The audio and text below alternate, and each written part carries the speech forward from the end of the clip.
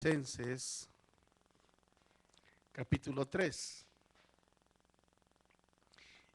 Ahí nos estamos basando, ¿verdad?, en lo que estamos hablando. Es muy importante que nosotros sepamos por qué cosas debemos de orar. Bueno, esta lección va dedicada, hermano, a la instrucción, porque nosotros, hermano, tenemos que tener una petición muy definida delante de Dios para que el mensaje del Señor llegue a los corazones, que esa sea nuestra petición. Estudiábamos la semana pasada como un resumen, ¿verdad?, a lo que estuvimos hablando. Dice el apóstol Pablo: por último, hermanos, oren por nosotros. Esa es la razón, para que el mensaje del Señor llegue pronto a todas partes y sea recibido con estimación, como sucedió entre ustedes. Entonces, el resumen de lo aprendido es que la palabra debe de prosperar. Debemos de pedir al Señor que la palabra prospere. ¿Cuántos dicen amén? Entonces, cuando vemos nosotros esto, es muy importante de que vayamos y leamos entonces en 2 de Tesalonicenses capítulo 3 la importancia, ¿verdad?, de la oración.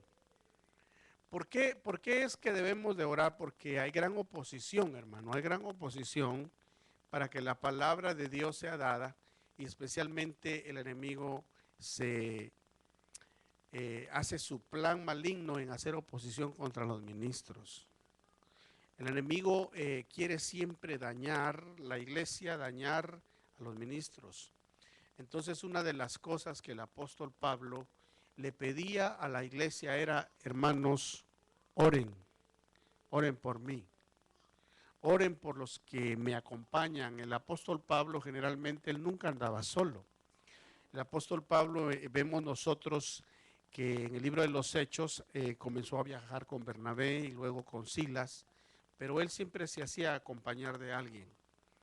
Era muy importante para él que lo acompañaran, ya que el Señor mismo en los evangelios envió a sus apóstoles de dos en dos, los envió en pareja. Dios nunca envía a los ministros solos. El Señor siempre le da un equipo de ayudas a un ministro. Quiero que veamos entonces por qué es que el apóstol Pablo también pedía que se orara. El apóstol Pablo decía: para que seamos librados de hombres malos y perversos, porque no de todos es la fe.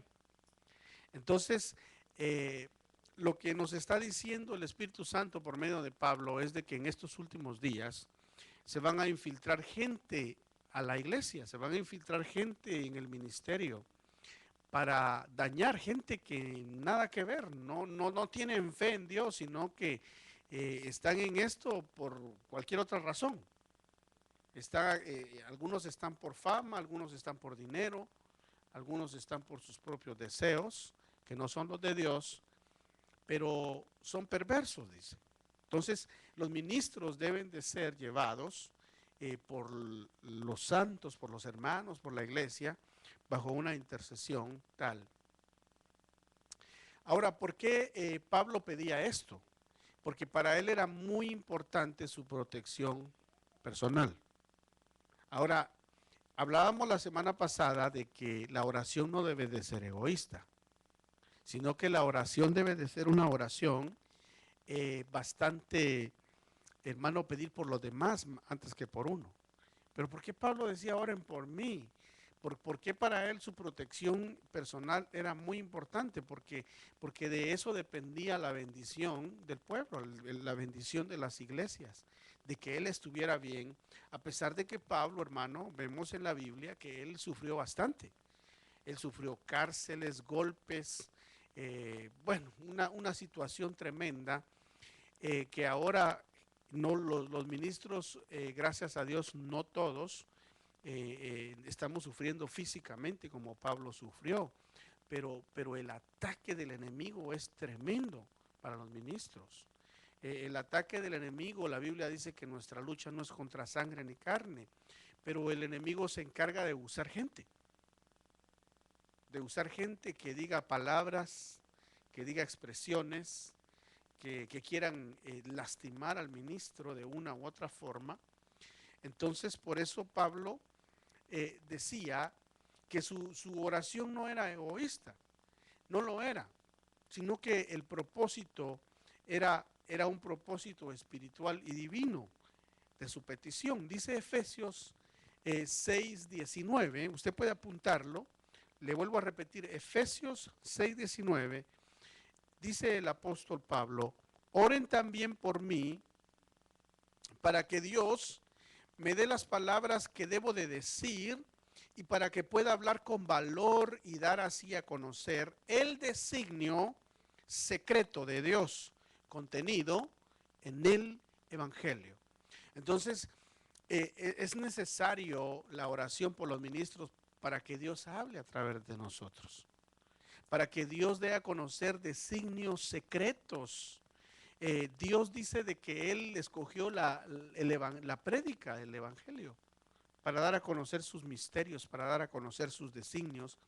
Y la prédica, dice el apóstol Pablo, es una locura para el mundo. Por eso, hermano, mucha gente no quiere escuchar la palabra de Dios, no quiere escuchar la prédica porque le parece una locura. Especialmente aquellas personas que han alcanzado cierta educación a niveles universitarios, no quieren escuchar, no quieren porque ellos confían más en su sabiduría humana, confían en lo que han leído, en lo que han estudiado, en lo que saben.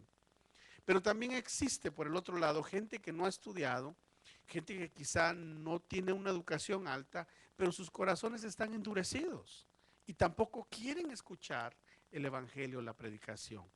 Pero en la predicación, en el evangelio, están contenidos los designios, los secretos de Dios. Por eso es que, hermanos amados, iglesia amada, la iglesia debe de orar por su pastor local primeramente. Señor, dale palabra al pastor, dale palabra a la pastora, dale palabra a tus siervos para que ellos hablen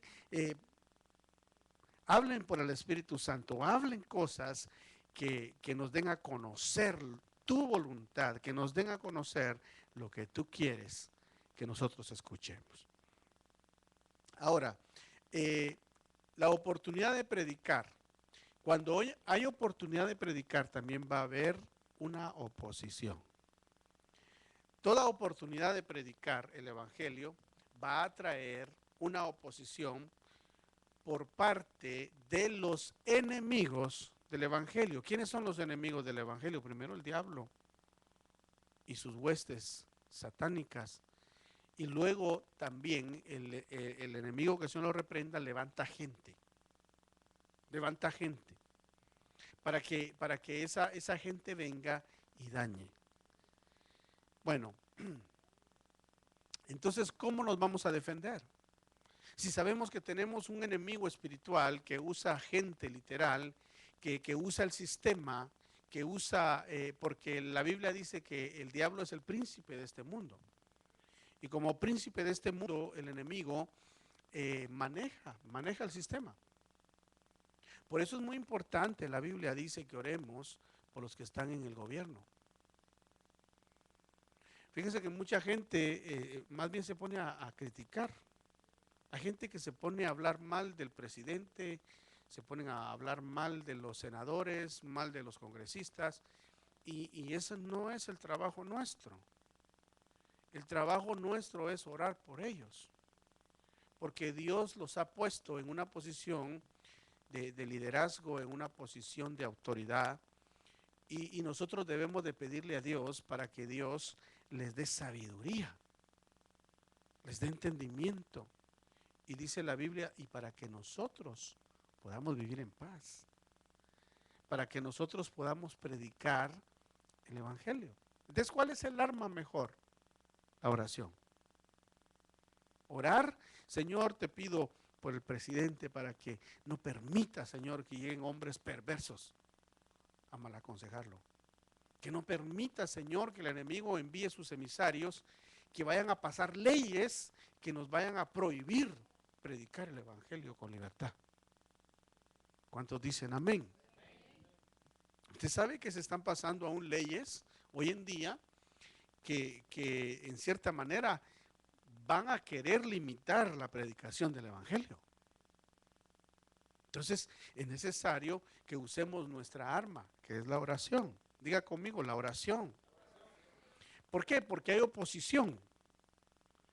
Porque verdaderamente la lucha es muy fuerte contra el enemigo, pero gracias a Dios que Él nos ha dejado, su Espíritu Santo nos ha dejado la oración para que nosotros podamos clamar, podamos pedir y para que nosotros, hermanos, podamos salir victoriosos. Pablo describe el conflicto que se desata en el mundo por el cual debemos estar bien armados. Efesios 6:18 dice así, apúntenlo. Efesios 6:18 dice, con toda oración y súplica, orad en todo tiempo, en el Espíritu, y así, velad con toda perseverancia y súplica por los santos.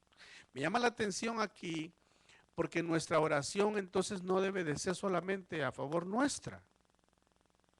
Nuestra oración debe de ser por todos los santos, todos los hermanos que forman parte del cuerpo de Cristo alrededor del mundo, empezando con los hermanos de nuestra congregación. Orar, Señor, yo te pido por mi hermanito, no lo he visto, que ha llegado, yo te pido que lo guardes, que lo ayudes, y comenzar a clamar los unos por los otros. Luego comenzar a clamar por aquellos hermanos que están en otras iglesias alrededor del mundo, porque así lo indica la palabra. Con toda oración y súplica, orad en todo tiempo, como en el Espíritu. Y así velad, dice, con perseverancia. Entonces, ¿cómo debemos de orar? Con perseverancia. Debemos de preocuparnos por las necesidades de los demás. Le decía yo la semana pasada que si vemos que tenemos una deficiencia, una necesidad nosotros, veamos quién tiene también una situación similar a la nuestra o quizá peor y clamemos por esa persona para que Dios lo ayude y para que nuestra oración sea, como dice la palabra, en el Espíritu, con súplica, con perseverancia por los santos. Dice el 19, orad por mí, para que me sea dada la palabra al abrir mi boca y a fin de dar a conocer sin temor el misterio del Evangelio. El enemigo va a querer poner temor.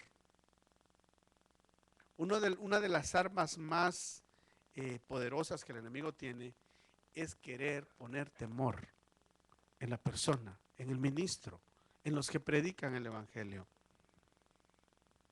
Pero cuando hay oración, el Espíritu Santo fortalece. El Espíritu Santo da la seguridad, da la fuerza, así como cuando la Biblia dice que tomaron a Pedro y a Juan y los llevaron ante el Sanedrín y les dijeron, les prohibimos de hoy en adelante, dice que los azotaron, los golpearon y les dijeron, les prohibimos que de hoy en adelante ustedes hablen en el nombre de Jesús. ¿Y qué fue lo que dijo el apóstol Pedro? Señora, les dijo, juzguen ustedes. ¿Qué es realmente necesario hacer? ¿Qué es necesario hacer? ¿Obedecer primero a los hombres o a Dios? Pues primero a Dios, ¿no? O sea que ellos les estaban dando una orden, pero una orden que ellos no podían obedecer. Por eso le digo que nosotros debemos de orar por los que están en autoridad, porque de repente ellos pasan alguna ley que nosotros, según la palabra, no podemos obedecer. Porque es más grande la autoridad de Dios que la autoridad del hombre. Aunque la Biblia nos manda a que nosotros respetemos las leyes y obedezcamos las leyes, siempre y cuando aquellas leyes sean justas, sean realmente leyes inspiradas de parte de Dios. Pero el apóstol Pablo dice, oren por mí para que yo predique sin temor el evangelio, por el cual soy embajador en cadenas, al proclamar y hablar, yo lo pueda hacer con denuedo, lo pueda hablar con toda libertad. Entonces, esa es la importancia de que nosotros oremos. ¿Cuántos dicen amén? Luego, ningún siervo de Dios puede ganar la batalla solo. Diga conmigo, ningún siervo de Dios puede ganar la batalla solo. Nunca, nunca. Han habido predicadores y ministros, siervos de Dios, que han impactado el mundo. Y hay hoy en día, ya vemos siervos de Dios que estamos trabajando e impactando el mundo espiritual de parte de Dios, porque Dios nos ha llamado a hacer eso. Pero ni los que lo han hecho, ni los que ahora estamos haciéndolo, el trabajo de Dios, la predicación del Evangelio, lo han podido hacer solos. Siempre ha habido una persona orando detrás de ellos, detrás del ministro, una persona orando o muchas. Yo creo que es más eficiente que sean muchas, ¿verdad? Porque la Biblia dice que uno de nosotros hará huir a 1000, oiga, y 2 a 10,000. Entonces es más eficiente el trabajo en equipo, ¿verdad? La Biblia dice que Él constituyó a algunos el ser apóstoles, a unos a ser profetas, evangelistas, pastores y maestros. Pero este es el equipo que Dios ha puesto en el cuerpo de Cristo. Pero a cada ministro Dios le pone intercesores, le pone gente que lo apoye, gente como apoyaban a Pablo.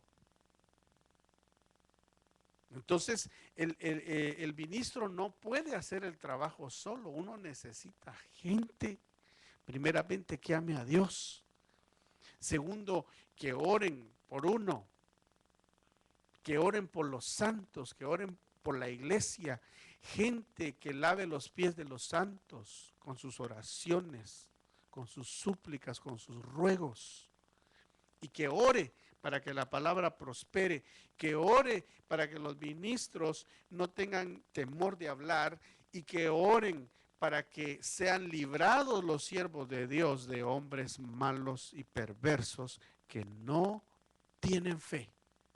Y de la misma forma, identificar gente que se mete a la iglesia que no tienen fe. No crea usted que todo el que dice Señor, Señor, será salvo. Yo creo que como cristianos debemos de tener discernimiento, porque hay gente que nomás oye a alguien hablar y decir gloria a Dios, aleluya, ay, es cristiano, dice. ¿Verdad? Hermano, ya repito, hermano, Dios lo bendiga. O de repente oyen hablar a alguien en la televisión, ¿verdad? Que está diciendo aleluya, y ay, se ponen, son cristianos. Y Pablo le dijo a Timoteo, ten cuidado, Timoteo, le dijo, que en los últimos días vendrán tiempos difíciles, porque vendrán hombres amadores de sí mismos. O sea que hay gente que predica el evangelio no porque le importe el evangelio, sino que se aman a sí mismos. Quieren ser famosos, quieren conseguir dinero, quieren ver un medio de cómo vivir y vivir bien. Hay gente, hermano, que predica cosas en la iglesia que no están en la Biblia, pero se las inventa y se las transmite a la gente como que son así. Y la gente que no es instruida, que es tan ingenua, rapidito se traga todo. No, por eso debemos de orar por discernimiento. Que tengamos discernimiento de quién está a la par de uno, hermano. Uno siente. ¿Cuántos dicen amén? La Biblia dice que por sus frutos se conoceréis, se conocerán, ¿verdad?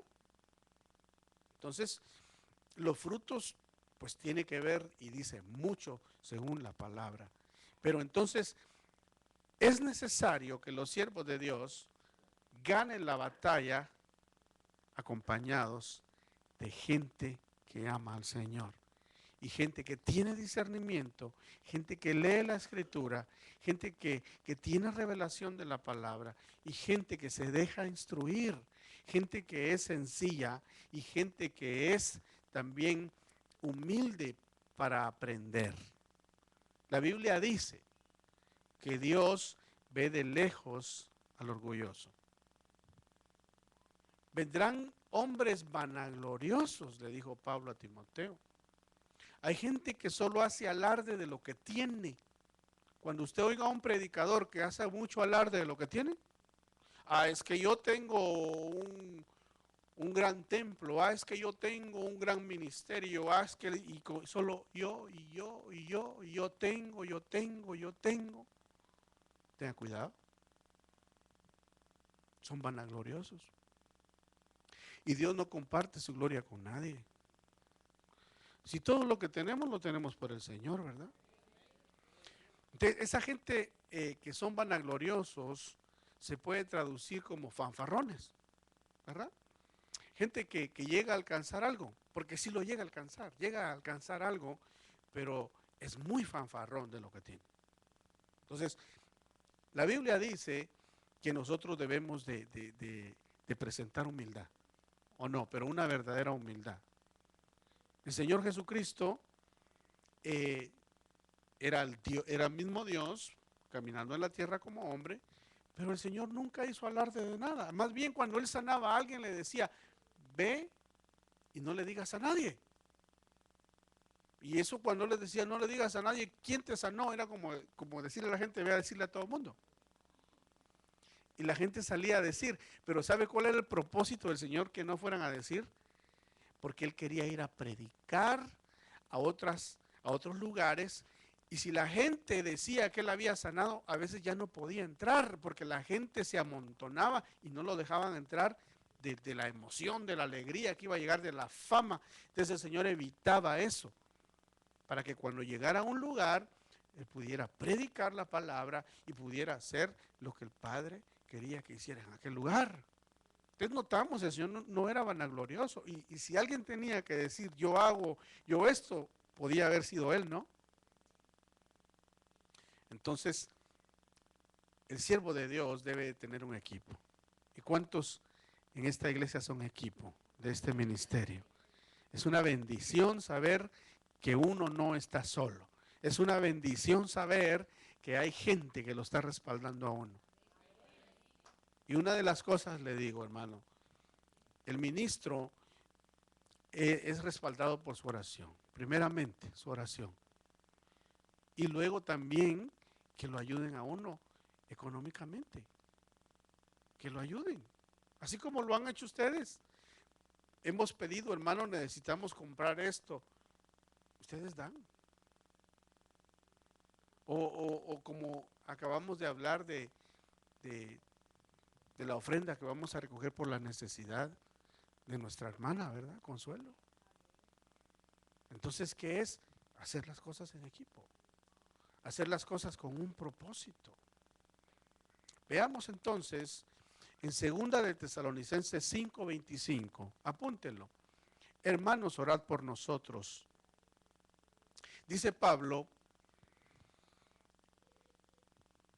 nos enseña que es bueno y necesario que pidamos oración por nuestras vidas.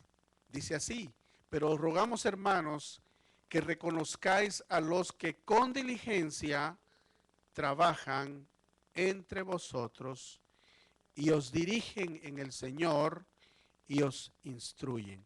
Entonces el apóstol Pablo está instruyendo a la iglesia. Es necesario, hermanos, que se reconozcan a los que trabajan, a los ministros, a los que dirigen, a los que instruyen, y que se les tenga, dice, en alta estima. que los tengáis en muy alta estima. ¿Cómo? Con amor. Con amor. ¿Por causa de qué? De su trabajo. Y vivid en paz los unos con los otros. Entonces es necesario que en la iglesia nos esforcemos por vivir en paz los unos con los otros. Cuando usted tal vez tenga un rocecito con algún hermano ahí que el hermano le dijo algo que no le gustó, usted trate de no hacer las cosas más grandes. Porque ahí dice. Primero, dice que oren, que reconozcan a los ministros, a los que los instruyen y los dirigen. Y luego dice que los tengan en alta estima, con amor. Pero luego dice, pero ¿saben qué, hermanos? No peleen. ¿Cuántos dicen amén? Porque fíjense que las relaciones humanas son difíciles, hermano. Porque cada quien venimos de diferente casa, de diferentes costumbres. Y es bien fácil a veces tener roces con la gente. Porque hay gente que habla muy fuerte, pero no lo hace por ofender. Muchos no lo hacen por ofender, sino porque así los criaron.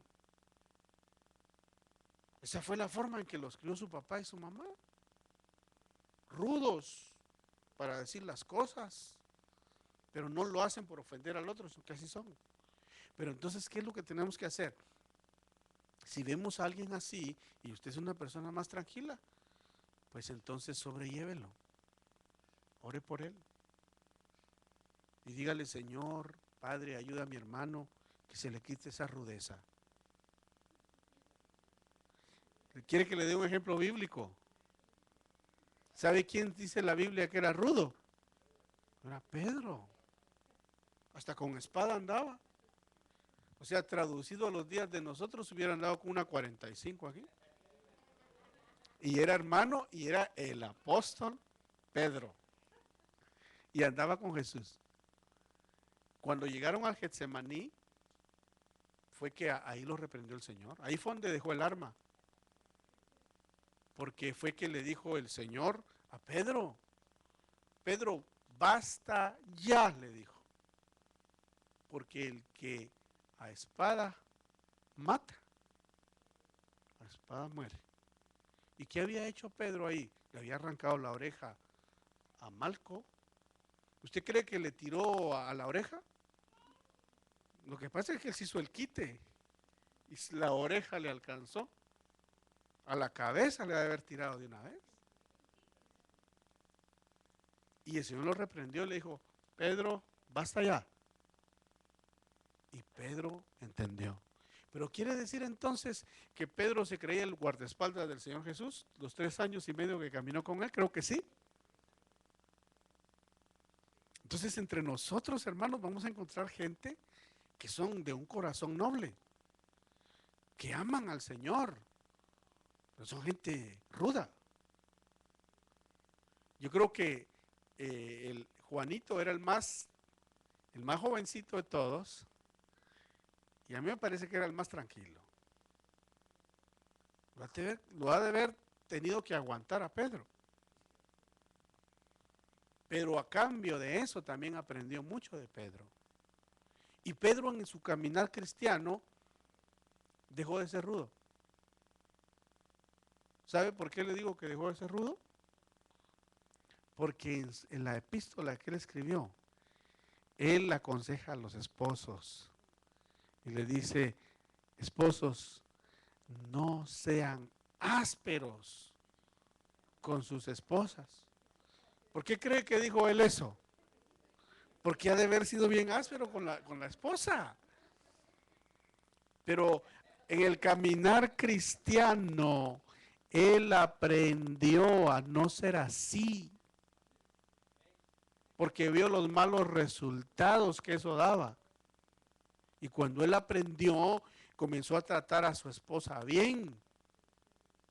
Y se dio cuenta de los buenos resultados. Entonces inmediatamente dijo, yo tengo que decirle esto a los esposos. ¿Y por qué cree usted que lo dijo? Porque se daba cuenta cómo trataban a las esposas.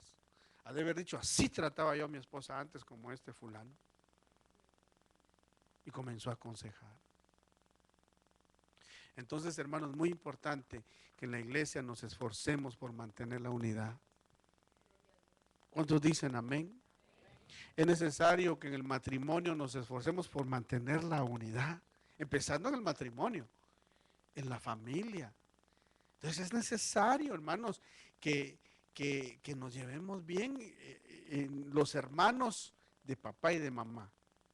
Porque usted sabe que siempre en las familias hay problemas, ¿o no? Yo no conozco una familia perfecta. Más de alguien, hermano, más de alguien hace problema. Pero ¿qué es lo que tiene que hacer una familia para mantener su unidad? Sobrellevarlo. Y máxime si conocemos al Señor en amor, comprendiendo, aconsejando, orando, para mantener la unidad familiar. ¿Qué es lo que debe entonces de hacer un papá? Orar por sus hijos, sobrellevar a sus hijos, los hijos orar, respetar a sus padres. ¿Qué es lo que tiene que hacer entonces el suegro? Llevarse bien con el yerno, ¿verdad? Que usualmente cuando hay suegros con los yernos como que se dan algunos duros, ¿verdad? Especialmente si el suegro ha sido un hombre así de esos bien posesivos y se junta con un yerno que es igual que él, se dan los dos, ¿verdad? ¿Qué debe de haber entonces con las nueras? También con sus suegras tienen que llevarse bien y sobrellevarse, porque van a haber problemas. Es que mire, diga conmigo, van a haber problemas. Pero debemos de esforzarnos por mantener la unidad del espíritu en la familia y luego en la iglesia. Entonces yo, en el nombre de Jesús, como pastor, yo no quiero saber que nadie está peleando aquí, hermano. Y si está peleando alguien, venga a decírmelo. Que los vamos a juntar, pero para que se arreglen, para que se contenten. Que los vamos a juntar a los dos para que se perdonen, se den la mano y se tranquilicen. Sí, amén. Es necesario. Aquí lo dice la escritura. Primero aconseja que tengan a los ministros en alta estima, con amor, y luego dice, por causa de su trabajo, pero ustedes vivan en paz. Amén. Entonces debemos de orar por la paz. La paz en la familia, la paz en la iglesia. Algo más. Vamos a ir concluyendo. En estas dos lecciones sobre la oración, hemos aprendido a orar por dos peticiones. Diga conmigo, hemos aprendido a orar por dos peticiones. Esa es la manera que el Señor nos enseña a orar. ¿Sabe cómo? Orar primeramente para que la palabra prospere. Para que la palabra no encuentre obstáculos y llegue a los corazones. Y la gente que oiga la palabra la reciba en su corazón con amor. Oremos por eso. Hemos aprendido eso. O sea, hemos aprendido por la prosperidad de la palabra. Hemos aprendido a orar porque la palabra lleve un progreso constante, constante, constante. Y si la palabra prospera, ¿quién cree que va a prosperar? Usted y yo. Si le damos la prioridad a que la palabra vaya prosperando, nuestros corazones van a prosperar, no vamos a ser los mismos.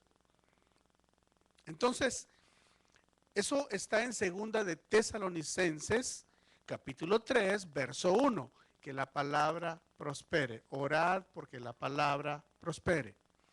Ahora vamos a lo segundo que hemos aprendido. Y lo segundo que hemos aprendido es que el apóstol Pablo pide que se ore por él. Dice, hermanos, oren por mí para que me libre el Señor de hombres malos y perversos. Oren por mí para que yo pueda dar la palabra con denuedo y para que yo pueda transmitir el evangelio como Dios quiere. Esas dos cosas hemos aprendido y esas dos cosas están en 2 de Tesalonicenses, la primera en verso 1 y la segunda en el verso 2. Entonces, hermanos, si nosotros aprendemos a hacer una iglesia de esa forma, como congregación que somos, Dios nos va a bendecir. ¿Sabe por qué? Porque vamos a ser más efectivos de lo que hasta ahora hemos sido. Cuando oremos, Dios nos va a escuchar. Pero una de las cosas que el Señor nos recomienda es de que oremos, pero que confesemos nuestros pecados. Amén. Dice el apóstol Juan: hijitos, si alguno ha pecado, abogado tiene para con el Padre, a Cristo Jesús. Confiesa el pecado, confiésale el pecado al Señor. Busque ayuda, busque administración. Y su oración va a ser escuchada. Su oración va a ser efectiva. Amén. Entonces, es muy importante esto, que no hayan barreras, que no hayan cosas que estorben la oración. Entonces, la primera es confesar. Dice el Salmo 66, 18. Si observo iniquidad en mi corazón, el Señor no escuchará. Apúntenlo. Salmo 66, 18. Si observo iniquidad en mi corazón, el Señor no escuchará. Entonces hay que confesar. Y para los esposos, ¿qué dice? No sean rudos con sus esposas para que vuestras oraciones no sean estorbadas. Y para las esposas, respeten a sus esposos. Respétenlos. ¿Para qué? Para que tampoco las oraciones de ustedes sean estorbadas. Ni las del varón ni los de la mujer, sino que cada quien tome su lugar en la casa, en el hogar. Vamos entonces concluyendo. Sabemos que Dios va a responder a nuestros pedidos si oramos de esa forma. La oración es el deseo, oiga, la oración es el deseo del alma y la oración es un ministerio. Oiga lo que le dije, la oración es un ministerio. Hay gente que no se para en un púlpito a predicar. Hay gente que nunca se va a parar en un púlpito a predicar. Pero tiene un ministerio tan poderoso que con su oración no solo sostiene a un predicador, sino a muchos. Muchos que predican la palabra tremendamente, pero que están respaldados por una o dos o un grupo de personas que tienen el ministerio de orar. Y que por medio de ese ministerio la palabra se está dando. Mire, qué ministerio tan tremendo, ¿verdad? Entonces, la oración es vital para la vida del creyente. Así como la respiración es para el cuerpo. Diga conmigo, la oración es vital en el creyente. Así como la respiración es para el cuerpo. Amén y amén. Póngase de pie, vamos a orar. Y vamos a darle gracias a Dios. Y vamos a pedirle al Señor que esta enseñanza que hemos traído podamos ponerla en práctica. ¿Me ayudas, hijo, por favor? Levante su mano al cielo y dile, Señor, ¿por quién eres tú? Vamos a tocar ese de fondo. Levántale tu mano al Señor y dile, Señor, yo sé que estás aquí. Yo sé que tu palabra la envías a tiempo, porque me quieres prosperar, porque quieres que mi vida sea una vida de prosperidad. Así con su mano levantada, dile, Señor, yo quiero ser un miembro del cuerpo de Cristo. un miembro de bendición para todo tu cuerpo. Yo quiero orar, Señor, para que la palabra de Dios prospere y avance.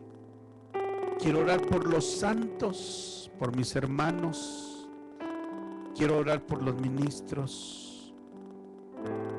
Quiero orar, Señor, porque los ministros sean librados y protegidos, y que no sean dañados en ningún modo, de ninguna forma. Quiero orar, Señor, porque tus ministros puedan hablar tu palabra, y que hablen, Señor, con tal poder que sea transmitida, Señor, tu enseñanza, tus misterios a los corazones, y que podamos, Señor, ser una iglesia que ora, una iglesia que pide, una iglesia que se santifique, que se aparta del mal, y que sus oraciones son escuchadas y contestadas rápidamente, Señor, por tu misericordia. Ayúdanos. Bendice, Señor, a tu pueblo. Levanta tus manos. Señor, bendice a tu pueblo, bendice a mis hermanos, bendice a los esposos, bendice las familias, bendice los niños, desde el más pequeñito hasta el mayor, hasta los jóvenes. Bendice mis hermanos, los padres solteros, las madres solteras. Bendice, Señor, los jóvenes. Bendice los ancianos. Bendice a los de pecho, Señor. Que tu pueblo sea bendecido y cubierto con tu amor, con tu paz, con tu santidad, Señor.